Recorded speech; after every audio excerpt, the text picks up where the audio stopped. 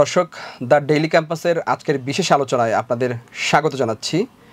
আজকে আমাদের স্টুডিওতে আমাদের সঙ্গে যুক্ত হয়েছেন বগুড়া 4 আসনের সাবেক এমপি এবং ধানের শীষের প্রতীকে মনোনীত প্রার্থী মোশাররফ হোসেন, যিনি দীর্ঘদিন ধরে তরুণদের নিয়ে কাজ করছেন, চাকরি প্রার্থীদের নিয়ে কাজ করছেন, পাশাপাশি তার এলাকার উন্নয়নে নানা অগ্রণী ভূমিকা পালন করেছেন। তার সঙ্গে আজকে আমরা তার নির্বাচনী প্রচারণা এবং সাম্প্রতিক কিছু বিষয় নিয়ে কথা বলবো। মোশাররফ ভাই, দ্য ডেইলি ক্যাম্পাসের স্টুডিওতে আপনাকে স্বাগত জানাচ্ছি। ধন্যবাদ ডেইলি ক্যাম্পাসকে আজকে আমাকে আমন্ত্রণ জানানোর জন্য। আমি ডেইলি ক্যাম্পাসের সকল কলা কৌশলীকে ধন্যবাদ জানাই যে আজকে স্টুডিওতে আমাকে আমন্ত্রণ জানানোর জন্য। আমরাও আপনাকে ধন্যবাদ জানাচ্ছি, খুব শর্ট সময়ের মধ্যে আপনি আমাদেরকে সময় দিতে পেরেছেন। তো মোশাররফ ভাই, প্রথমেই যে বিষয়টি জানতে চাই আপনার কাছে, যে এইবারের নির্বাচন তো ভিন্ন রকম নির্বাচন। আপনি এর আগে যে একটা প্রেক্ষাপটে নির্বাচিত হয়েছিলেন, কিন্তু এইবারের নির্বাচনটা তো একদম পুরোপুরি ভিন্ন নির্বাচন, যে নির্বাচনে তরুণরাই মূল ফ্যাক্টর হয়ে দাঁড়িয়েছে। তরুণ ভোটার যারা প্রথমবারের মতো ভোট দিতে যাচ্ছেন, এর আগে তারা কখনোই ভোট দেওয়ার সুযোগ পাননি। তো এই ভোটারদের উদ্দেশ্য করে আপনাকে আসলে বা ধানের শীষকেই কেন বগুড়া 4 আসনে তরুণরা এগিয়ে রাখবেন, সেই বিষয়ে আপনার কাছে একটু জানতে চাই।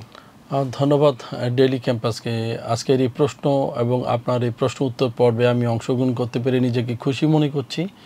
আপনারা জানেন যে বগুড়া একটি মানচিত্রের একটি বিশেষ একটি জায়গা।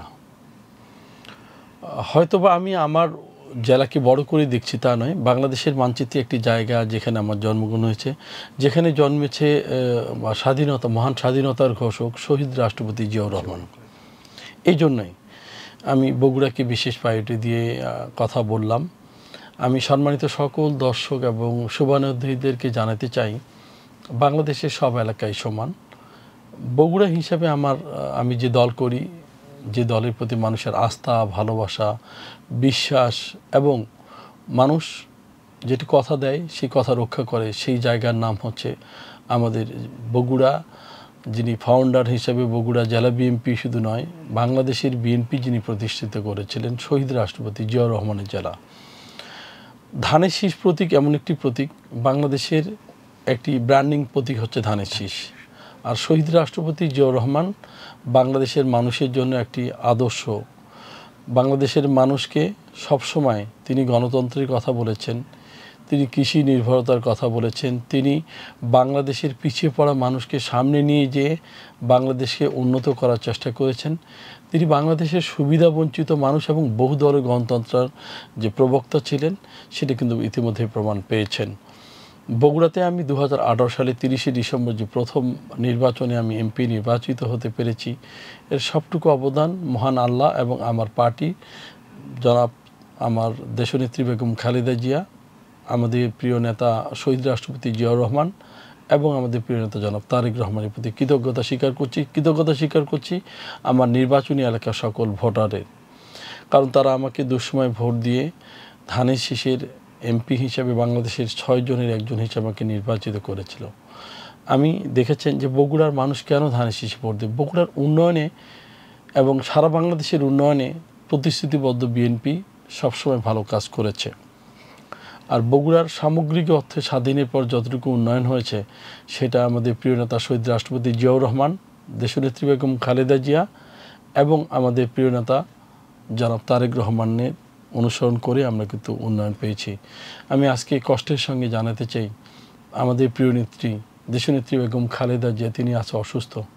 সারা দেশবাসী আমরা সবাই তার জন্য দোয়া করছি, আল্লাহ যেন তাকে আবার সুস্থ করে আমাদের মাঝে ফিরিয়ে দিয়ে আবার গণতন্ত্রকে পুনরুদ্ধার করেছিলেন যে আশা নিয়ে, সেই আশাটা যেন পূর্ণ করার তৌফিক আল্লাহ তাকে দান করেন, সুস্থতা অবস্থায় আমাদের মাঝে আবার ফিরিয়ে দেন। বগুড়ার মানুষ আপনি দেখেছেন বগুড়ার সার্বিক উন্নয়নে কাজ করেছে জিয়া পরিবার। বগুড়া শহীদ জিয়াউর রহমান মেডিকেল কলেজ, যেখানে হাজার হাজার মানুষের কর্মসংস্থান হয়েছে। আমাদের চিকিৎসার জন্য যদি কোথাও যেতে হতো, হয় রাজশাহী না হলে ঢাকা আসতে হতো। এখন কিন্তু বগুড়ায় সেই চিকিৎসাটা হচ্ছে। বিগত সময় দেখেছেন যে এখানকার চিকিৎসার যত সরঞ্জাম ছিল, সেগুলো কিন্তু একটি সরকার সেখান থেকে বেশিরভাগ জিনিসপত্র খুলে এনেছিল। চিকিৎসা সেবা ব্যাহত হয়েছিল। হাসপাতালের পরিবেশ এতটাই নোংরা এবং বাজে হয়েছিল যে দেখভালের কেউ ছিল না। আমি যখন এমপি নির্বাচিত হয়েছিলাম বারংবার পার্লামেন্টে গিয়ে কথা বলেছি। পিছিয়ে পড়া বগুড়া এই 17 বছরে আমরা কিন্তু তেমন কোনো উন্নয়ন আমরা দৃষ্টিতে পড়েনি। শুধু এক বাইপাস হয়ে গিয়েছে, তাছাড়া অন্য কোনো বগুড়ার শহর মেইন শহরে এখনো চলার অযোগ্য হয়ে আছে। বগুড়ার শিক্ষিত বেকার যুবকরা এই 17 বছরে শুধু বগুড়ার নাম বলার কারণে তাদের মেধা, যোগ্যতা, শত প্রতিকূলতার মধ্যেও তারা টিকে অনার্স মাস্টার্স কমপ্লিট করেছে, আলেম কামেল এবং টাইটেল পাস করেছে, ইন্টারভিউ বোর্ডে তারা জিতেছে, তারা দেখা গিয়েছে রিটার্নে টিকেছে। কিন্তু যখন শুনেছে বাড়ি কোথায় বগুড়া, সেখান থেকে তাদেরকে বঞ্চিত করা হয়েছে। বগুড়া মানুষ যে বঞ্চিত হয়েছে, সেই বঞ্চিত বগুড়াবাসীকে সাথে নিয়ে শুধু শহীদ জিয়াউর রহমান মেডিকেল কলেজ নয়, উত্তরাঞ্চল এবং রাজশাহীতে যে গ্যাসের লাইন, এটা প্রথম সঞ্চালন করেছে বগুড়া অবধি এবং রাজশাহী অবধি আমাদের প্রিয় নেত্রী বেগম খালেদা জিয়া সরকার এবং বিএনপি সরকার এবং আমাদের নেতা তারেক রহমান। আর ইতিমধ্যে আপনি দেখেছেন বগুড়া শহীদ চান্দু স্টেডিয়াম, শহীদ রাষ্ট্রপতি তিনি শুধু নিজের পরিবারের জন্য রাজনীতি করেনি, তিনি রাজনীতি করেছেন সারা বাংলাদেশের মানুষের জন্য। বিগত সময় দেখেছি যে ছোট মোটো কিছু জায়গায় কে কার নামটা লাগাবে সেটাই নিয়ে কিন্তু ব্যস্ত ছিলেন। কিন্তু শহীদ রাষ্ট্রপতি জিয়াউর রহমান তিনি ভেবেছিলেন যে না, এখানে একজন শহীদ চান্দু নামে ভদ্রলোক আছে, তিনি বীর মুক্তিযোদ্ধা। তিনি ভেবেছিলেন যে আমার দলীয় কোনো নামকরণ না করে একজন শহীদের জন্য নামকরণটা করা উচিত। বিধায় সেখানে আপনার আন্তর্জাতিক মানের একটা স্টেডিয়াম গড়ে উঠেছে, যেখানে আমাদের বেকারত্ব যেসব ছেলেপেলে আজকে দেখেন মোবাইলে আসক্ত হয়ে আজকে তারা শারীরিক এবং মানসিক চর্চার মধ্যে না থাকতে পারার কারণে তারা কিন্তু বিভিন্ন মাদক আসক্ত হয়ে যাচ্ছে, তারা সমাজে বঞ্চনার কারণে সমাজ থেকে ছিটকে পড়েছে। তাদের কথা চিন্তা ভাবনা করে আজ থেকে বহু বছর আগে শহীদ রাষ্ট্রপতি জিয়াউর রহমান তাদের শারীরিক, মানসিক এবং বুদ্ধি বিকাশের জন্য, খেলাধুলার জন্য একটা আন্তর্জাতিক মানের স্টেডিয়াম করেছেন, যে স্টেডিয়ামটা এখনো আন্তর্জাতিক মানে চলছে। একটু অ্যাড করতে চাই, আমরা আপনার যে স্টেডিয়ামের কথা বলেন, আমি যে নিজেও যেহেতু বগুড়াতে বড় হয়েছি, আমি একটি স্মৃতির কথা মনে পড়ে গেল। আমি যদি ভুল না করি 2006 কি 2007 সালে সেখানে একটি আন্তর্জাতিক ম্যাচ হয়েছিল শ্রীলঙ্কার সাথে, এবং সেই খেলাটি আমরা দেখতে গিয়েছিলাম। বগুড়াবাসী কতটা উৎফুল্ল ছিল, কিন্তু এরপরে কিন্তু আন্তর্জাতিক তো দূরের কথা, মানে ভালো মানের যে ক্রিকেট সেটাও কিন্তু হয়নি, সেটাও থমকে গিয়েছিল। স্টেডিয়ামটা পুরো ধ্বংসস্তূপে পরিণত হয়েছিল। আপনি দেখেছেন যে স্টেডিয়াম থেকে কিন্তু গাড়ি লাগিয়ে সমস্ত লাইট থেকে শুরু করে সরঞ্জামাদি যা ছিল সব খুলে নিয়ে আসা হয়েছিল। এই স্টেডিয়ামটাকে বানানো হয়েছিল ব্যক্তিগত প্রপার্টির মতো, ইউজ করব কিংবা করব না। কিন্তু বগুড়াবাসী এখানে বঞ্চিত হয়েছে। এই বঞ্চিত বগুড়াবাসীকে সামনে নিয়ে আসার জন্য কাজ করেছেন জিয়া পরিবার। ইতিমধ্যে বগুড়ায় কিন্তু গত কয়েকদিন আগে একটা আন্তর্জাতিক মানের খেলা হচ্ছে, যেখানে জিম্বাবুয়ে, ভারত, পাকিস্তান, শ্রীলঙ্কা, নেপাল এবং বিভিন্ন দেশের প্লেয়াররা খেলছে। এটা বগুড়ার জন্য অনেক গর্বের বিষয়। আপনি ইতিমধ্যে দেখেছেন যে আমার নির্বাচনী এলাকা যেখান থেকে আমি এমপি নির্বাচিত হয়েছিলাম, সেখানে আমাদের মুরৈল ইউনিয়ন অর্থাৎ কাহালু এবং বগুড়া সদরের মাঝামাঝি একটা আমরা দেখেছি একটা এয়ারপোর্ট হয়েছে। জমি অধিগ্রহণ ছিল, রানওয়ে না থাকার কারণে বিমান সেখানে উঠতে পারছে না। ইতিমধ্যেই কিন্তু বর্তমান সরকার সেটাকে চালু করার জন্য একটা পদক্ষেপ নিয়েছে। আমি বহুতবার জাতীয় সংসদে দাঁড়িয়ে আমি কথা বলেছি আমাদের বিমানবন্দরের জন্য। তখন আমরা যখন ঈদের সময় বাড়িতে যাই 16 থেকে 17 ঘন্টা লাগে ঈদের সময়। তো আমি বিমানের এমডি থেকে শুরু করে বিমানের যিনি দায়িত্বের সচিব তাদেরকে আমি বারবার চিঠি চালাচালি করেছি। তবে ইতিমধ্যেই একটা রানওয়ের কাজ হয়েছে প্রায় 10-12 কোটি টাকার। একটি স্কুল আছে আমার নির্বাচনী এলাকার মধ্যে পড়েছে, সেটা হচ্ছে বড় মহর সরকারি প্রাথমিক বিদ্যালয়। এই স্কুলটা যদি আমরা অ্যাকোয়ার করে সরকার নিতে চাচ্ছে, কিন্তু তাদের এলাকার দাবি যে একটা স্কুল যখন ভেঙে তাকে বাউন্ডারির ভিতর নিয়ে আসা হবে, সে বাউন্ডারি এপার থেকে ওপারের দূরত্ব অনেক। তাদের প্রত্যাশা ছিল যে 2টা স্কুল দুপাশে দেওয়া হোক, তখন বিমানবন্দরের এই রানওয়ের পুরো বাউন্ডারি ঘুরে যেতে অনেক সময় লাগবে। তো আমার বিশ্বাস খুব দ্রুত এটা বাস্তবায়ন হবে। আমরা হয়তো কয়েকদিনের মধ্যেই বগুড়া থেকে বিমানে উঠবো, 30 থেকে 35 মিনিটে ঢাকা আমরা পৌঁছাবো। আপনি দেখেছেন যে বগুড়া মাটির ডালি থেকে শুরু করে যে সেকেন্ড বাইপাস যেটা আপনার বনানী গিয়েছে, সেটা কিন্তু শহীদ জিয়া সরকার করেছেন, বেগম খালেদা জিয়া করেছেন। আপনি দেখেছেন যে বগুড়া মা ও শিশু একটা অ্যাজমা হসপিটাল নাম ছিল, সেটা কিন্তু জিয়া পরিবারের অবদান। সেখানে ফ্রি চিকিৎসা দেওয়া হচ্ছে, হার্টের চিকিৎসা, গাইনি চিকিৎসা এবং শিশুদের চিকিৎসা জিয়া পরিবার কর্তৃক যেটা নিয়ন্ত্রিত হচ্ছে, তিনারা পরিচালনা করছেন। ইতিমধ্যে আপনি দেখেছেন যখন আমাদের দল ক্ষমতায় ছিল তখন আমাদের পার্টির বর্তমান যিনি সম্মানিত ভারপ্রাপ্ত হিসেবে অ্যাক্টিং চেয়ারম্যান হিসেবে দায়িত্ব পালন করছেন আমাদের প্রিয় নেতা জনাব তারেক রহমান, তিনি সে সময় বগুড়া সাত মাথায় নিজেই চেয়ার নিয়ে বসে এই রাস্তাটাকে প্রশস্ত করার সর্বোচ্চ উদ্যোগ নিয়েছিলেন। সাত মাথা থেকে সোজা যাবে মাটিডালি, আর সাত মাথা থেকে সোজা যাবে বনানী। ওই সময় ন্যারো রাস্তাটাকে ভেঙে অনেক বড় করা হয়েছিল, কিন্তু প্রস্তাবিত ছিল এখন যতটুকু আছে তার থেকে আরও 20 ফিট, কিন্তু সেটা আমরা করতে পারিনি। সে সময় অনেক আমাদের বাড়িঘর ভাঙা যাচ্ছিল, তারা আন্দোলন শুরু করেছিল। তখন আমার প্রিয় নেতা দেখেছেন যে বগুড়াবাসীর প্রাণের দাবি, রাস্তাটা যতটুকু ছিল তার থেকে বড় হয়েছে, কিন্তু আর একটু বড় করতে গেলেই আমরা সেখানে হয়তো আমাদের অনেক ক্ষতিগ্রস্ত হচ্ছে। কিন্তু এখন বগুড়াবাসী টের পাচ্ছে এই রাস্তাটা আরও 20 ফুট বড় হওয়া দরকার ছিল। তো এই জন্য আমার নির্বাচনী এলাকার মানুষরা সবাই জানে স্বাধীনতার এই 54 বছরে প্রকৃত অর্থে উন্নয়ন করেছে জিয়া পরিবার এবং বিএনপি।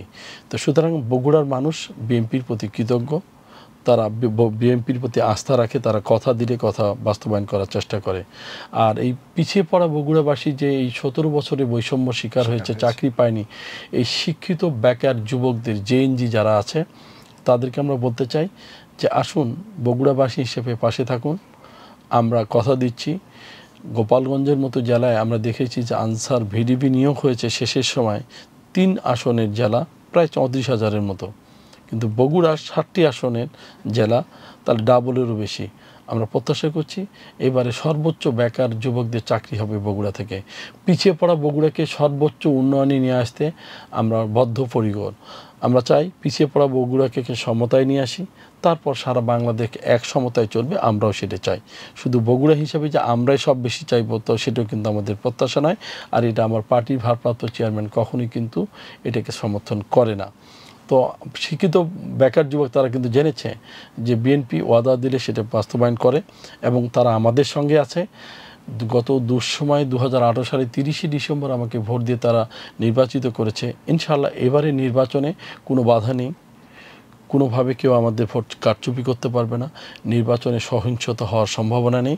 সুতরাং আমার বিশ্বাস বগুড়াবাসী সর্বোচ্চ সহযোগিতা দিয়ে শহীদ রাষ্ট্রপতি জিয়াউর রহমান এবং ধানের শীষের প্রতি তাদের সমর্থন জানাবে, এটাই আমরা প্রত্যাশা করছি ইনশাআল্লাহ। এবং বেকার আর শিক্ষিত যুবকদের যে আইসিটি প্রশিক্ষণ এবং বিভিন্ন ভাষা শিক্ষার মধ্য দিয়ে আমরা চাই তাদের দক্ষ জনশক্তি হিসাবে তারা যদি দেশ এবং দেশের বাহিরে আমরা কাজে লাগাতে পারি, ইনশাআল্লাহ আমাদের এই শিক্ষিত বেকার যুবকরা বাংলাদেশের অ্যাসেটে পরিণত হবে, জনশক্তিতে রূপান্তরিত করতে পারবো। এটা নিয়ে আমরা কাজ করছি। আর বগুড়াবাসী সর্বদাই সবসময় আমাদের প্রিয় নেতা জনাব তারেক রহমানের দিকে তাকালেই আমরা দেখতে পাই যে শহীদ জিয়ার আদর্শ এবং শহীদ জিয়ার প্রতিছবি দেখতে পাই আমাদের প্রিয় নেতা জনাব তারেক রহমানের মধ্যে। আমরা বিশ্বাস করি বগুড়াবাসী সবসময় আমাদের দলের সঙ্গে ছিল, এখনও আছে, ইনশাআল্লাহ আগামী দিনেও থাকবে। ধন্যবাদ মোশাররফ ভাই আপনাকে। একটি বিষয় যেটি জানতে চাই সেটি হচ্ছে এখনও তো নির্বাচনের তফসিল ঘোষণা হয়নি, কিন্তু আমরা দেখছি সারা দেশে কিন্তু নির্বাচনী আমেজ বিরাজ করছে। তো এক্ষেত্রে আপনাদের যে বগুড়া 4 আসনের যে নির্বাচনী এলাকা, আপনার নির্বাচনী এলাকা, সে এলাকায় নির্বাচনের পরিবেশ কেমন দেখছেন? প্রতিদ্বন্দ্বী প্রার্থীরা বা অন্যান্য যারা আছে তারা কীভাবে প্রচারণা চালাচ্ছেন? আপনি কীভাবে প্রচারণা চালাচ্ছেন? কিছুদিন আগে একটা অভিনব প্রচারণা আমরা দেখেছি, নিপুণ রায় চৌধুরী আপনার এলাকাতে গিয়েছেন এবং আপনি ধানের ঘাড়ে নিয়ে আপনি যাচ্ছেন, যেটি ব্যাপক আলোচনা তৈরি করেছিল। তো সেই বিষয়ে জানতে চাই মূলত যে নির্বাচনের পরিবেশ আপনার এলাকায় কেমন? ধন্যবাদ আপনাকে। ইতিমধ্যেই বগুড়ার নির্বাচনী এলাকা জানেন যে এখানে এই অধ্যুষিত এলাকায় কিন্তু ধানের শীষের মানুষ, প্রচুর মানুষ, এখানে সংখ্যাগরিষ্ঠ মানুষ ধানের শীষের প্রতি তাদের সমর্থন আছে, গণজোয়ার আছে, নির্বাচনী পরিবেশ অত্যন্ত ভালো আছে। আমরা এই মুহূর্তে এখন পর্যন্ত দেখছি শেষ ভালো যার সব ভালো তার। আর বগুড়ার মানুষ এমনিতেই আপনি জানেন যে তারা নির্বাচনমুখী, গত 17 বছরে মানুষ কিন্তু নির্বাচনে ভোট দিতে পারে নাই। এবারে তাদের আশা এবং আকাঙ্ক্ষা যে আগামী নির্বাচনটা তারা উৎসবমুখর করতে চায়। তো সময় এসেছে, হয়তো তফসিল ঘোষণা হয়নি, আগামী কিছুদিনের মধ্যে আমরা শুনলাম ইন্টারিম গভর্নমেন্টের থেকে স্টেটমেন্ট এসেছে যে ডিসেম্বরের দ্বিতীয় সপ্তাহে তফসিল ঘোষণা হবে। তো তফসিল ঘোষণার পূর্ব মুহূর্তে আমি আমার নির্বাচনী এলাকার প্রত্যেকটা মানুষের দরজা আমি বাড়ি বাড়ি নিজে গিয়েছি, তাদের বাড়িতে গিয়ে বুঝিয়েছি যে বগুড়ার উন্নয়নে সবচেয়ে কাজ করেছে জিয়া পরিবার। আপনার তরুণ ভোটার আমাদের সঙ্গে থাকুন, আমাদের পাশে থাকুন। আপনাদের দক্ষ জনশক্তি, কর্মসংস্থান, আপনাদের কৃষি পণ্যের ন্যায্য মূল্য, আপনাদের রাস্তাঘাট, মসজিদ, মন্দির, প্যাগোডা, হাই স্কুল, কলেজ থেকে সমস্ত অবকাঠামো উন্নয়নে যেভাবে পিছিয়ে পড়েছেন, ইনশাআল্লাহ আগামী দিনে সে বঞ্চিত উন্নয়নকে সমতায় ফিরিয়ে নিয়েছে। আপনাদের নিয়ে আমরা নতুন একটা বাংলাদেশ গড়তে চাই। আর কৃষি মাঠে আপনি দেখেছেন যে অভিনব, আমি কৃষক দলের কেন্দ্রীয় কৃষক দলে কিন্তু ভারপ্রাপ্ত সাধারণ সম্পাদক হিসেবে বেশ কিছুদিন দায়িত্ব পালন করেছি। আমি নিজেও কৃষকের ঘরের সন্তান। আমি বাংলাদেশে যখন প্রথম এমপি নির্বাচিত হয়েছি 2018 সালে, সে সময় আমি লাউডলি পার্লামেন্টে গিয়ে বলেছি, মাননীয় স্পিকার, আমি কৃষকের ঘরের সন্তান, আমি নিজেই কৃষক। আজকে পার্লামেন্টে এসে আমি বলতে চাই, আমার কৃষক বঞ্চিত, আমার কৃষক শোষিত, তারা সার পায় না, বীজ পায় না, ফসলের ন্যায্য হিস্সা পায় না। এগুলো পূরণের জন্য আমি মোশাররফ তাদের পক্ষে ভূমিকা নিয়েছি। যা আমি যদি কৃষকের ঘরের সন্তান হয়ে আর তাদের পক্ষে কথা বলি, তাহলে এই ন্যায্যতা সবার জন্য কিন্তু প্রতিফলিত হবে। তাই আপনি দেখেছেন যে ধানের মাঠে, ধানের ঘাট, আমরা অনেক কাজ করেছি মাঠে। আমি নিজেও কৃষির সঙ্গে সম্পৃক্ত ছিলাম।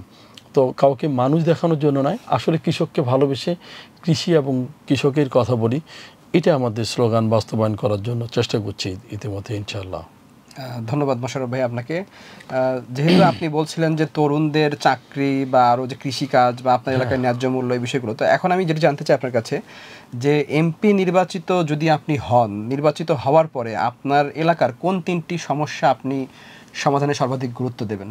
ধন্যবাদ আপনাকে। আপনি জানেন যে 3টির মধ্যে আপনি যদি মাস্ট প্রায়োরিটি ধরেন, যে আমার যে শিক্ষিত জনগোষ্ঠী যারা আছে, যারা পিছিয়ে পড়েছে, অবশ্যই তাদেরকে উন্নত ট্রেন আপ করে এবং তাদের শিক্ষা বেসিস, তাদের সর্বপ্রথম তাদের কর্মসংস্থানের সৃষ্টি করতে চাই। আমি সৃষ্টি করতে চাই আমার এলাকার রাস্তাঘাট, স্কুল, কলেজ, মসজিদ, মাদ্রাসার যে অবস্থা আছে ভঙ্গুর, আমি এটাকে সর্বপ্রথম চাই যে এটা ডেভেলপ করার জন্য। আমি চাই কৃষকের ন্যায্য হিসাব এবং কৃষকের ঘরের সন্তান বাংলাদেশের যে কোনো সন্তানের মতো গর্বিত সন্তান হয়ে দেশের ক্রাইসিসকালীন সময় থেকে শুরু করে একটা মাদকমুক্ত সমাজ গড়ে তাদেরকে নিয়ে একটা নতুন বাংলাদেশ আমি দেখতে চাই। ধন্যবাদ আপনাকে।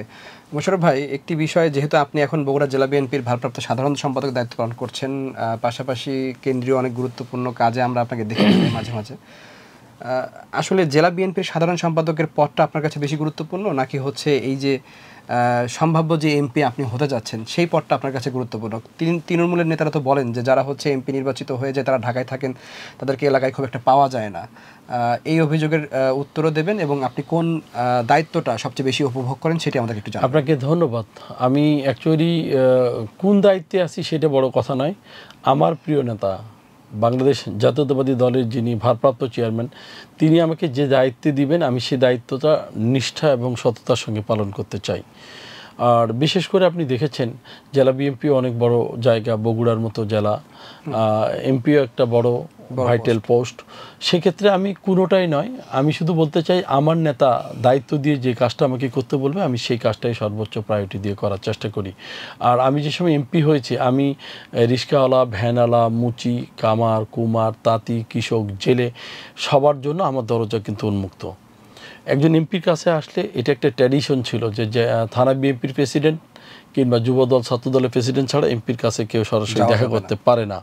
আমার কাছে এমনও রেকর্ড আছে, রাত 2-3টের সময় কোনো সাধারণ রিক্সাওয়ালা এসে আমার দরজায় নক করেছে, আমি দরজা খুলে বলেছি যে এত রাতে আপনার জন্য আমি কি করতে পারি বলুন, আমার দরজা আপনাদের জন্য ওপেন। আমি আমার ওয়াদা রক্ষা করেছি। আমি সবসময় গ্রামে এবং মাটি ও মানুষের সঙ্গে মিশে থাকি, আমি সবার সঙ্গে কাজ করি।